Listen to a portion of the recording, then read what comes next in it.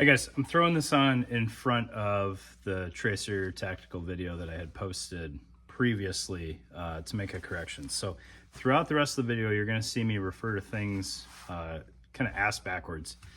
So we've got the full-size Scout. This is the Stout Scout. So the Stout refers to the height, and then the compact refers to the width. So as you go through the rest of the video, you're going to see me reference that backwards. So just again, these are all the Stout model. The non-Stout is a little bit taller. This is the compact because it is narrower. So keep that in mind as you move through. Everything I show moving forward is Stout height, and then we have a mixture of compact or not compact. So hopefully that clarifies it without having to reshoot the whole video and potentially losing other points or getting other things wrong when I go back and try to redo it. So there you go. All Stout height, non-Stout height is taller than what I show you. Thanks. Hey guys, tonight we are taking a look at the long overdue Tracer Tactical Scout series chest rigs, if you will. All right, so far too long ago, Tracer Tactical sent me all of these to get kind of all on film at the same time to show you guys what you're working with. So we're going to look at the Scout rig, which is the full size, full width, full height chest rig. This is the webbing version. All right, so you'll be able to see what the webbing version entails. And then we're going to look at the Scout Stout. Stout is thinner in width. Compact, which I don't have a compact, is lower in height. So you can have a full-size Scout all the way down to a Scout Stout Compact, which is both narrower and shorter. This is a squadron variant, so we'll see what difference is there. And then we'll also take a look at the Split Scout. So the Split Scout is a little bit different in being a split front, but it still has a lot of similarity to the rest of the Scout series, and potentially has some interesting uses outside of just a chest rig. So we'll get these all on the table, kind of one at a time, overlapped, to see the differences. And then I will have a follow-on video on his version of the RRV, which is a true standalone chest rig, whereas these potentially could be placards if that's your flavor. So let's get these on the table, take a look at them. All right, so before we get too carried away on the differences between all of the main components, I do want to point out that this is very much a piecemeal system, and arguably needs to be to make his life less confusing and have a whole mess of packages that he might have to price out, or a more complicated storefront. So you buy the base rig, and then you got to figure out what else you want. So two different harness options, H harness, X harness, both very nice setups here. I don't know fully if the X harness was a slightly older version, or if this was another showing me both webbing versus squadron. But we'll start with the H harness and show you guys in detail kind of what that's about. We'll just look at one side. So you've got your field repair surface mount buckle there that you can raise and lower as desired. So if you don't like where the back of the harness is sitting and your chest rig is still too low, you can raise this up, have a little bit more strap behind the chest rig, and potentially raise the chest rig without pulling this further down your back. It has webbing made out of squadron running vertically up along the strap. The pace, or the spacing lower down is roughly an inch and a half. You're not going to weave any pouches on there, so it doesn't necessarily need to be to PAL's spec. but it's a tighter stitch line there until you get kind of up to about shoulder height, and then it loosens up a bit and spreads out a little bit so that you can clip larger items there, push to talks, you can weave strobes or whatever else you want there. And then you've got a little tab at the back for if you wanted to thread in a tri-glide or something like that. I don't know that you would necessarily. It's probably just there to finish off the piece of webbing, but you do have kind of an accidental mounting point there.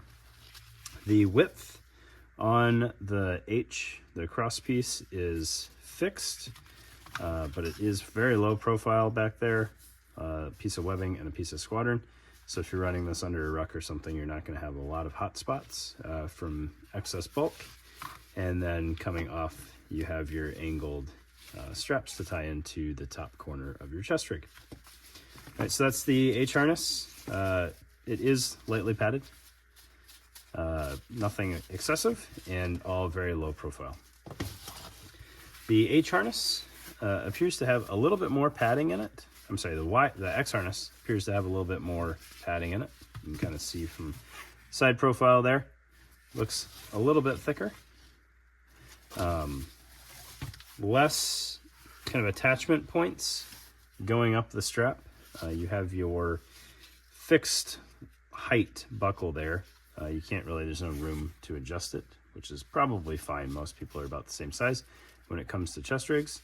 And then you have a couple of mounting points here. You have two webbing pieces and then an elastic piece. And then you've got another elastic piece up towards the top. Once you get up there, you do have some pass-throughs, but really that's where the harness can pass through itself. So you have two options for where the X harness kind of marries up. You've got a slightly shorter and slightly longer cross piece there.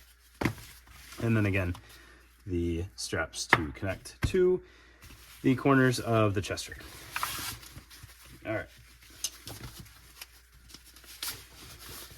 Additionally, there are a series of inserts that Tracer sells because these are very much set up to use inserts. So some of the options that you have are these really interesting single inserts. I believe these come in added varieties. I was just looking at the website and I forgot to check this one specifically. I think you can get more together, but they do come with a bungee retention kit and holes for attaching that. But what's really neat is the way the lip on this is kind of rolled over. It almost acts like a Kydex pouch in ease of re-indexing magazines, but you're not forced to retain any of that bulk. Hook and hook on both sides, so it'll work in all of the Scout series, and then whatever else you have that is loop lined, you can throw these in there. They are also not overly excessive on the width, so they're pretty much a one mag footprint, so you can line these up pretty well together if you need to. And then he has a variety of more traditional elastic inserts here.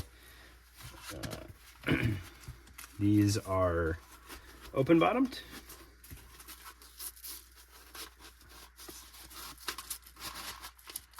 So you can see, mag can pass all the way through, so you can kind of play with how much tension you want and where you want it in how deep or shallow you mount these in the Scout. It does also have tie-down points for bungee retention if you're really sinking the mag down in there, but they are an elastic insert, and if you don't have those already, no reason not to pick these up with your Scout. All right, looking at the Scouts. So between, we're gonna save the split Scout just a little bit longer here. Between the full-size Scout and the stout Scout, there's a pretty minimal difference here. The stout Scout is a total of 4 columns narrower than the full-size Scout. So you have your kind of 3 magazine width main portion, and then you've got your wing portion. So on the full-size Scout, you get an extra 4 columns on each side. On the Stout Scout, you get 2 columns on each side. This is also kind of illustrating the difference between the Squadron and the webbing. The way that the webbing is set up, functionally, there's no difference because he has every inch has webbing, so you can stagger your pouches however you like. That ability comes kind of naturally with most laser cut footprints, so obviously I can start a pouch up here, or I can drop down an inch lower and start there. Old school true PALS setup, you didn't have that flexibility because there was usually a void in between those, and you were forced to start at 2-inch increments versus inch increments. All right. The other differences between the Squadron and the webbing are really just your preference and what you really find most appealing. Functionally, there's very little difference, especially when set up like this. The Squadron's going to weigh a little bit less. The material, as far as I know, is inherently a little bit stronger. However, people still, as far as I'm tracking, have old man yelling at cloud mentality about using laser cut Squadron for mounting pouches. They still seem to think that that's not as durable of an option. I would disagree. Looking at the backs of these, there are additionally some differences in the back. So the full-size Scout, you have 3 columns on the back. Stout Scout, you have the same 2 columns that you had on the front, mirrored on the back. So you don't have to use those, obviously, but I really appreciate that Tracer Tactical put those there in case you want to mount things internal to your chest rig. I think that is a great place to mount things, especially if you happen to try using this as a placard. So if you've got plate up against this portion, there is naturally a little bit of a void as it wraps around the plate, and that is a really good spot to stash either a radio or an extra magazine or whatever else you might want there. Anything that you're trying to keep kind of up close to your body. Maybe it has some sort of thermal sensitivity and you need to keep it a little bit warmer. Potentially, if you've got really old crappy flashlights, that may be where you want to keep a flashlight so that the batteries don't get cold. Or, you know, something as simple as throwing in a knife there so that it's kind of not exposed and external and a little bit more hidden, so that's not as tempting for people to grab, but then still taking advantage of kind of dead space. Looking internally in these is where they get interesting, I guess. I don't know. There's a lot of capability in these. And there's also, this is not a fault of Tracer, but there's also kind of room to set yourself up for a little bit of failure. So you can see kind of how this naturally wants to sit. If we expand the bottom here, you can see it's got a lot of depth that it can take advantage of if you need to. But the flip side of that is it has a lot of depth that you have to account for if you don't want to take advantage of it. So I say that meaning, you know, if you only need to use the front or the back, kind of anywhere along here, you're going to want to cancel that Velcro out or connect it to itself. So that can be, you know, as simple as having a single magazine insert. We'll pretend this is a single magazine insert, and you don't want to use the wings, you know, something that you can tuck in there. Well, I did that back upside down, but something to complete that continuity to help police up the depth up front. Because if you don't do anything with the wings, you can't really like seal them to themselves. I think this is one of the times where it probably would have been more ideal to have opposing Velcro so that it can close up on itself. But if you don't take account for that, like that's kind of how much depth you have to work with. So obviously if you've got magazine inserts in there, it's going to tidy that up. But you can kind of see if for whatever reason we didn't need to use that and didn't want to put anything there today, Like that's a lot of room to potentially move around. With that room though comes a bunch of flexibility, which is something that I really appreciate about this thing. So I was playing around with kind of some goofy non-standard setups here, and let's just say I wanted a pistol on my chest rig and I wanted to go old Magpul Dynamics and throw inside the waistband holster in there, because that kind of makes sense for this use. It fits without too much issue. I've got a wedge on there, or whatever they call it, that's kind of making this not quite as ideal, but we could really tuck that up into the corner there, and then we still have basically the whole 3 mag footprint there to throw in our inserts. But let's just say it didn't fit quite right. We threw a little bit bigger pistol or a little bit smaller pistol and didn't line up quite right. We have kind of all the flexibility in the world to decide where we want things placed in here, and I can throw that 2 mag insert in there, and then I still in theory have 2 more magazine slots here. I can work this in there,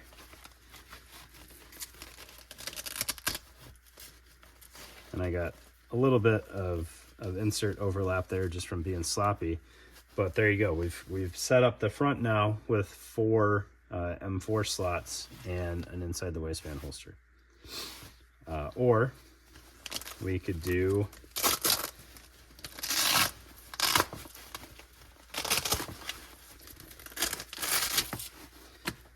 a triple there, and that might, you know, push over into this cell a little bit, but then we could have some sort of radio insert in there, and that would set up our front panel. The front panel is really the one that you're going to have to contend with the most because it has the most depth there, but that would be a way to kind of fully utilize the front panel. You have a lot of side-to-side flexibility the way that this is set up. Looking at the back half of this setup, it is less depth there, but you still have options. So the back piece here isn't as optimized for rifle inserts. Fitting a triple in there is going to be kind of a shoehorn fit, but what it is designed for is accepting the axle zippered inserts, the full width inserts that were popular with the Spiritus Mark IV. You can put those in there so you've got a little bit of admin space. I was feeling squirrely, and I tried this, I think this is just Right in the Rain brand, like a leaders book here. I tried fitting that in this back pocket. If I was going like super admin heavy for something, it's a little bit too wide, it won't get in there. But you know, something smaller, this has a lot of overkill over just the size of the field binder. Throw the field binder in there and you can see like that will fit. So JTAC type guys, people that have to carry like a leader's notebook for some reason, that's a way to utilize that pocket, and you can see that fits in there pretty well. And then if you were feeling like super squirrely and real admin heavy, you know, you could have that in that front pocket, and then you could have your writing implements off to the side, your islet or something like that stuck in there. All of these cells have grommets that you can take advantage of for tie down. These side cells here, because they are stitched to help keep the mounting portion kind of fixed, you'd have to like tie the dummy cord to the webbing on the back or something like that. But not a big issue by any stretch of the imagination. Lots and lots of flexibility. That flexibility that you get in the Stout Scout is even more in the full-size Scout, because you have the footprint to fit 7 magazines across the front, and then you've got room for stuff behind. Even more flexibility with these side pouches on the full-size Scout. You could fit some pretty chunky things in there. Like you could almost drop in a small pair of binoculars in there. I think our inside the waistband holster will fit in that side pocket without any issues. So there you go. Obviously the clip is going to be in the way a little bit, but you could put mags in front of that still.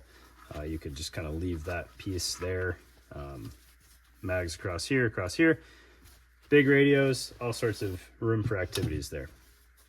Right, really flexible but you are going to kind of want to walk through in your mind how you plan on using this, especially before you fully commit to one size or the other. Because when the Scout came out first, it was kind of the antithesis of the micro rig fad at the time, and it was built to be, full sustainment chest rig. But that's, kind of before we even touch the molly on the face. So something like the Scout Stout might give you all of the load carriage that you actually think you need. So walk through that placement in your mind before you commit. All right. So those are the two kind of more traditional Scouts. Then you've got the split Scout here, which is very, very similar, except it's split, right? That should be pretty obvious there. So you do get side release buckles with it to be your release. However, the mounting ability is there for field repair tubes to drop on there if you wanted a slightly tighter, slightly different flavor of junction in the front. Looking at the back of this thing, you've got these canceled out patches of Velcro here, right? You also had that on these. I failed to mention that. We do have Velcro under there. And that, on these, it's pretty obvious. It gives you the ability to throw that on as a placard. I think the Scout Stout as a placard potentially makes a lot of sense, especially if you're a fan of not necessarily having a cummerbund. It just kind of barely extends past the edges of the front plate, and you should be able to fish a webbing kind of supplemental cummerbund side closure type setup on there pretty easily. With the full-size Scout, you're kind of reaching behind your back to buckle that, so that's not going to be as ideal. Doesn't mean you can't do it if you need all the space. It wouldn't be what I pick. And then this one, you can also do the same with the split Scout, which gives you kind of a unique ability to have all of your sizing and adjustment and everything done with however you want to tie this into the back plate. And then you just tighten your plate carrier and don your plate carrier using the wings of the split Scout here. Get that tight and then clip in your side release buckles and your front buckles. So you could have a split chest rig placard, which I don't know that I've seen many people do that. But that doesn't mean that it's not an ideal setup for you. Right? One thing that you will probably have to figure out is kind of where these molly panels end up falling, because you've got, let's see if I can get this lined up to kind of show this here. You've got a kind of slightly wider profile here, so this is going to stick to the front plate and you'll probably have decent continuity. But you also have the side release buckles to give you the security there. But then you can see the sides are kind of offset here a little bit. And I bet they're even offset from this. So the side mounting starts even wider than the full-size Scout there. So do keep that in mind. I would imagine if you're doing radios on the back of this, you could start right here and not have any issues with the radio being right on the plate. Whereas with the Scout, you may need to stagger that off to give yourself just a little bit more standoff from the plate there. Another option that I hadn't mulled over before that may work, I don't know, is if you had a plate carrier that wasn't necessarily side plate friendly. You could throw side plate carriers back here and kind of fish the buckles through there, and I don't think it would be wildly unstable. So that's another option there if that meets your needs, right? But there you go. There's your Scout family. Obviously not taking in mind the compact Scout, which is going to be a little bit shorter. I think when he originally cooked up that idea, it was to make it even more placard friendly, so that you cut down on some of that profile, get your mags a little bit lower or a little bit more exposed so they're easier to grab from a plate carrier. I think you still have plenty of flexibility for mounting things on the front with the compact, because you probably don't need more tall items on the front of these, like more mags. It's probably going to be pistol mags or ordnance or GP, which tend to be either shorter pouches or pouches that you're going to want to hang down lower, so you don't need the full 5 or 6 inch vertical profile there. You can get away with the 4-inch height. So don't scoff at the compact, check it out. And I think I just checked, the compact Stout Scout is on a pretty good clearance right now. I think it's $125, so I might go pick one of those up. But thanks guys, really appreciate your time. Have a good night.